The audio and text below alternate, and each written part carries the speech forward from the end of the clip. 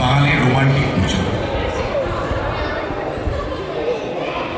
আমাদের নিজস্ব Valentine's day.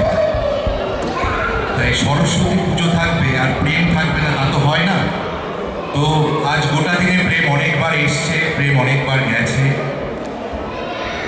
কিছু প্রেম সফল হয়, কিছু প্রেম সফল হয় না।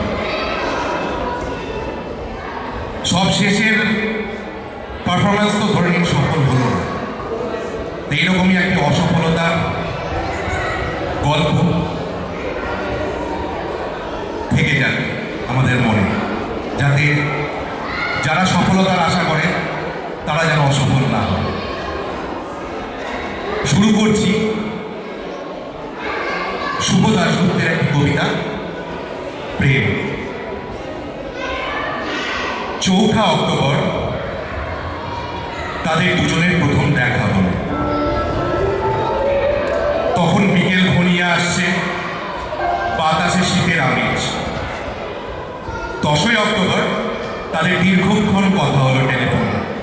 সেদিন ছেলেটি নতুন কেনা টবে গোলাপের চারা লাগালো। 30 অক্টোবর রেস্টুরেন্টের নিরালা কেবিনে ছেলেটি বলল, আমি তোমাকে ভালোবাসি। মেয়েটি লজ্জায় মাথা নিচু করে টেবিলে আঁকি। 12 ডিসেম্বর গোলাপ গাছে কুড়ি ধরল। মেয়েটি রেস্টুরেন্টে ছেলেটিকে জিজ্ঞেস করলো, কেন ভালোবাসো আমায়? আমি সুন্দরী তাই? তোমার চেয়েও সুন্দরী আছে কত? আমার বাবার প্রচুর অর্থ তাই? তোমার বাবার চেয়ে বড় লোক এখানে কম আছে? তাহলে ভালোবাসি ভালোবাসি, তার আবার কারণ হয় নাকি? মেয়েটি বাড়ি ফিরে বন্ধুদের সঙ্গে টেলিফোনে অনেক আলোচনা করল। সবাই এক বাক্যে বুঝিয়ে দিল, ভালো যখন বাসে তখন একটা কিছু কারণ তো আছে বটে, সেটা না বুঝে মিশিয়ে বসলাম। 3 জানুয়ারি মেয়েটি বলল, আমার কাছে কি চাও? কই চাইনি তো কিছু। ভালোবাসো অথচ চাও না, তাহলে না চাহিলে যারে পাওয়া যায়, গিলে আসে হাতে। এ তো গান, শুধুই গান, তাছাড়া কি? কিছুই যদি না চাও তবে ভালোবাসো কেন?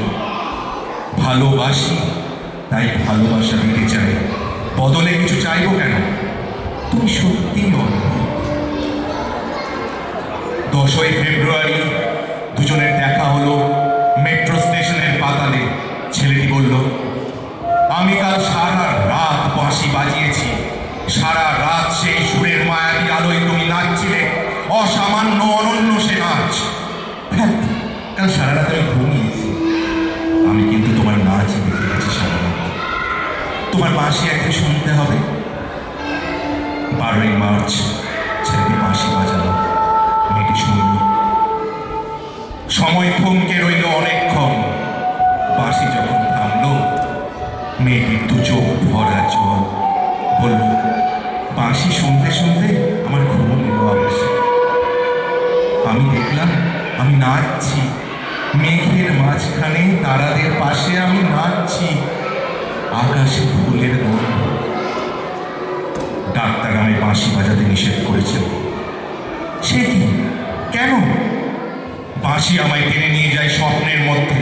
ডাক্তার বলেছে, স্বপ্ন দেখে আমার মস্তিষ্কের শিরা উপশিরায় চট পাকিয়ে যাচ্ছে। তাহলে ভাবছি 16 এপ্রিল মেয়েটি বলল, আমার বন্ধুরা বলেছে তুমি খুব ভালো, অসাধারণ, কিন্তু তুমি সৃষ্টি ছাড়া তোমার স্বপ্ন সব অর্থহীন। আমি জানি স্বপ্ন টপ্ন ছেড়ে দিতে পারো না তুমি। না, তাহলে তুমি তো আমাকে হারাবে। তোমায় পাইনি তো কখন। 5 মে ছেলেটির মস্তিষ্কে অপারেশন হল। একটু সুস্থ হতে মেয়েটি এসে বলল, ভালো আছো তো? এখন আর স্বপ্ন দেখছো না তো? দেখছি আরো সুন্দর সব স্বপ্ন। তাহলে তো দেখছি অপারেশনটা আদৌ সফল হয়নি। বাড়ি ফিরে বন্ধুদের ফোন করলো মেয়েটি। বন্ধুরা এক বাক্যে বলল, বাঁশি বাজানো, স্বপ্ন দেখা সবই ব্যাকডেটেড, সৃষ্টি ছাড়া। তুই আর লোড পেলি না? তুই এত রূপসী, তোর এত উজ্জ্বল প্রসপেক্ট। ভালো যদি চাস তাহলে শিগগির বিয়ে করে ফেল তোর দাদার সেই বন্ধুকে। আমি তো শুনলাম কানাডাতেই সেটেল করবেন। 7ই জুলাই মেয়েটি আবার জিজ্ঞেস করলো, তুমি সত্যি কি চাও বলো তো? তুমি আরো সার্থক, আরো সুন্দর হয়ে ওঠো, ব্যাস, আর কিচ্ছু না। আর চাই স্বপ্ন দেখতে। ও, তাহলে স্বপ্ন তুমি ছাড়তে পারবে না? না, তাহলে থাকো তুমি তোমার স্বপ্ন নিয়ে। 12ই আগস্ট গোলাপ গাছে ফুল ফুটলো অনেক। সেদিন দুপুরে ছেলেটির মস্তিষ্কে আবার অপারেশন হলো। 13ই সেপ্টেম্বর ছেলেটি মারা গেল। 14ই সেপ্টেম্বর মেয়েটির শুভ বিবাহ সুসম্পন্ন হলো কানাডাগামী সেই পাত্রের সঙ্গে। 20 সেপ্টেম্বর গোলাপ গাছটি হঠাৎ ঝড়ে উপড়ে গেল। সেদিন সন্ধ্যার বিমানে মেয়েটি হানিমুনে গেল। যাবার আগে বন্ধুদের বলে গেল, স্বপ্নের চেয়ে বাস্তব অনেক ভালো, অনেক মধুর। স্বপ্ন দেখে কেবল বোকার।